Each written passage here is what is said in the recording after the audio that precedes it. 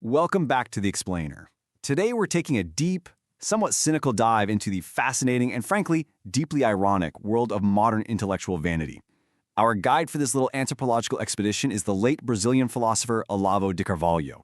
Now, Carvalho was incredibly well known for his sharp tongue and his absolutely unforgiving observations of how people actually behave in social and cultural groups. In his writings, particularly when he talks about how to become an intellectual hotshot, he acts as this brilliant, cynical observer, completely dissecting how people go about creating entirely fake intellectual identities.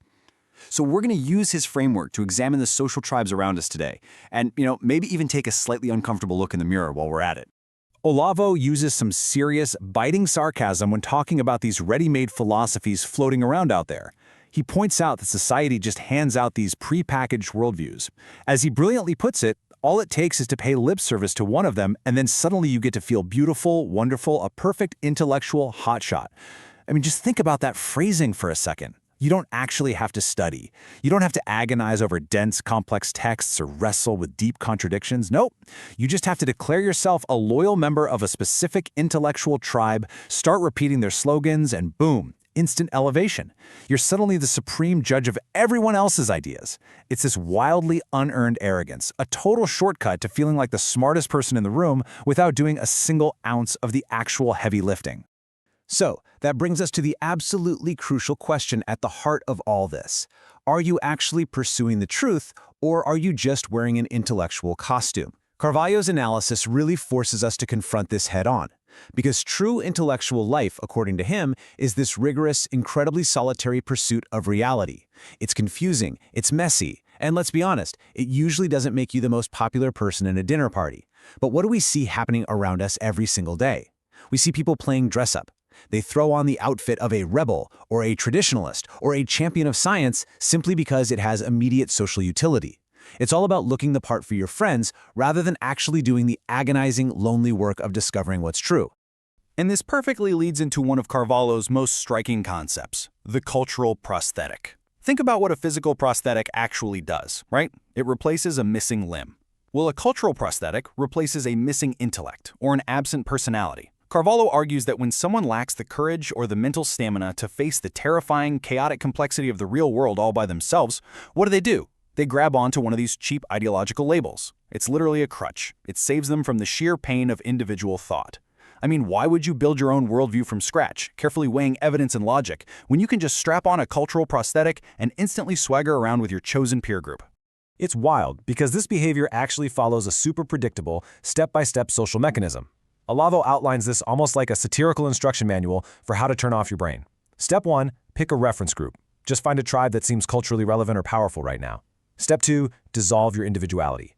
Stop thinking for yourself completely and just absorb all the group's pre-approved opinions, their specific grievances, their catchy little slogans. And then, Step 3, judge others ex cathedra, meaning with absolute, infallible authority. Because once you've dissolved yourself into the group, you're no longer speaking as a flawed regular person. Oh no.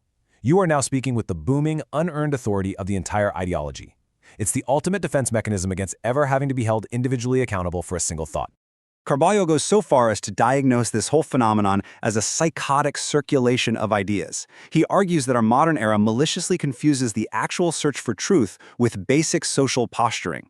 He points out how certain historical thinkers explicitly wanted to reduce all intellectual life down to just collective ideological production. And because of that, ideas today don't circulate based on whether they're actually true, not at all. They circulate based purely on verbalism, on vanity, and on social conformity. Carvalho calls it psychotic because that fundamental link between an idea and objective reality, it's completely severed. The only thing that actually matters anymore is how loudly you can shout the group's slogan to prove to everyone else that you belong.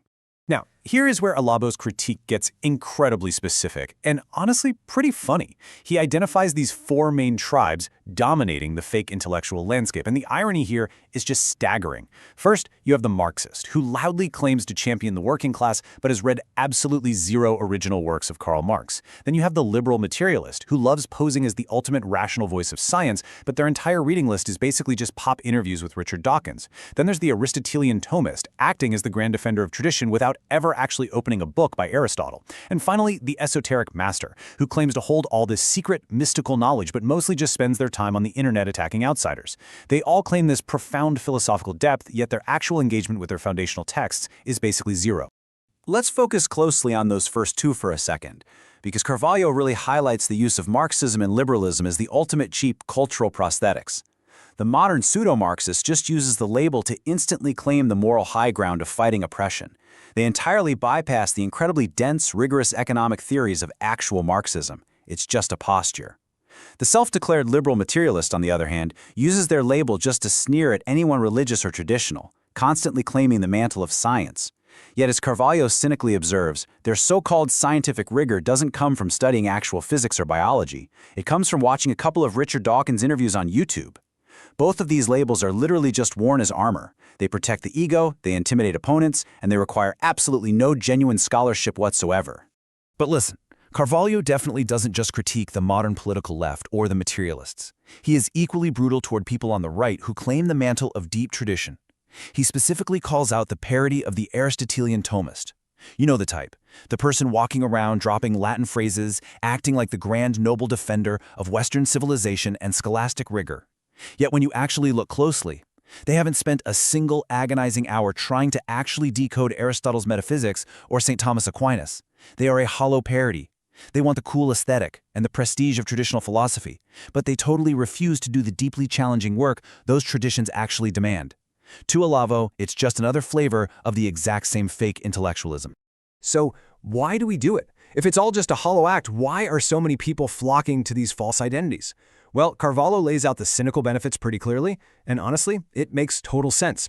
First off, you gain instant group protection. You're not alone anymore. Second, you earn the immediate right to attack outsiders with total impunity. Third, and this is probably the biggest one, you get to avoid the raw sheer difficulty of real-world experience. You totally escape the heavy burden of individual thought, where you might actually make a mistake or, heaven forbid, be proven wrong. And finally, you get to feel unquestioningly righteous all the time. It is a highly, highly attractive psychological package for anybody who finds reality just a little bit too intimidating to face on their own. As Carvalho wisely points out, there is a very real, natural difficulty in trying to force the chaotic, overwhelming experience of the real world into these simplistic, self-proving little formulas that these ideologies offer. True philosophy, like the actual pursuit of knowledge, is deeply uncomfortable. It is a solitary pursuit. It means constantly acknowledging what you don't know and having to revise your understanding based on cold, hard reality. But as human beings, we naturally shy away from that kind of pain. We gravitate toward the easy route of groupthink because it offers a safety net. The formula gives us an answer for literally everything, even if that answer has absolutely nothing to do with the truth. Okay, so what's the actual antidote to all this? Drawing heavily on classical thought, particularly Aristotle's ideas of totality and organicism, Carvalho argues that true intellectual pursuit looks entirely different from just shouting slogans with your friends. The genuine philosopher seeks an organic understanding of the world. They look at reality in its totality, genuinely trying to understand how all the messy pieces actually fit together, rather than just forcing reality to match some pre-written ideological script. It requires stepping out of that cozy safety net of your chosen tribe, and humbly, quietly, submitting your mind to the actual structure of the real world. This brings us to a really stark contrast in Carvalho's whole framework. On one side, you have the communal mentality. This is the realm of the fake intellectual. It's completely defined by pure verbalism, people just talking to hear themselves talk, driven by pure vanity, and strictly enforced by group conformity. In this world, intellectual life is nothing more than signing the same manifestos and attacking the exact same enemies as your friends. But on the other side, in stark contrast, we have the authentic intellectual life. This requires solitude. It requires radical, sometimes brutal honesty with yourself about your own ignorance. It demands intense individual effort. It is the exact polar opposite of the comfortable, theatrical group posturing that totally dominates our culture today. So, if someone actually wants to rescue their mind from this trap, Carvalho outlines some incredibly strict, demanding requirements. First, you have to completely abandon this communal mentality. You literally have to consciously stop seeking the approval of your peers or your social class. You must embrace a genuine intellectual hierarchy, which means swallowing your pride, recognizing that there are masters out there who know vastly more than you do, and humbly learning from them.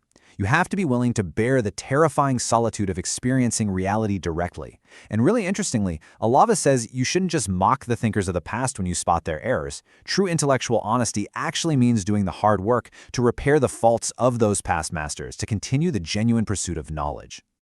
And that leaves us with a final, pretty provocative thought to take away from Olavo de Carvalho's rather ruthless framework. Seriously, take a look at your own intellectual life. Look at the labels you proudly wear every day. Ask yourself, are they actual tools for understanding the world, or are they just shields you use to protect your ego? Are you going to remain a comfortable fake, safely nestled in the applause of a reference group that requires you to read absolutely nothing and understand even less? Or do you actually have the courage to strip off the cultural prosthetic, step entirely out of the tribe, and endure the painful, solitary, but ultimately authentic pursuit of reality? It's a heavy question for sure. Thanks so much for joining us for this explainer, and remember, keep questioning everything.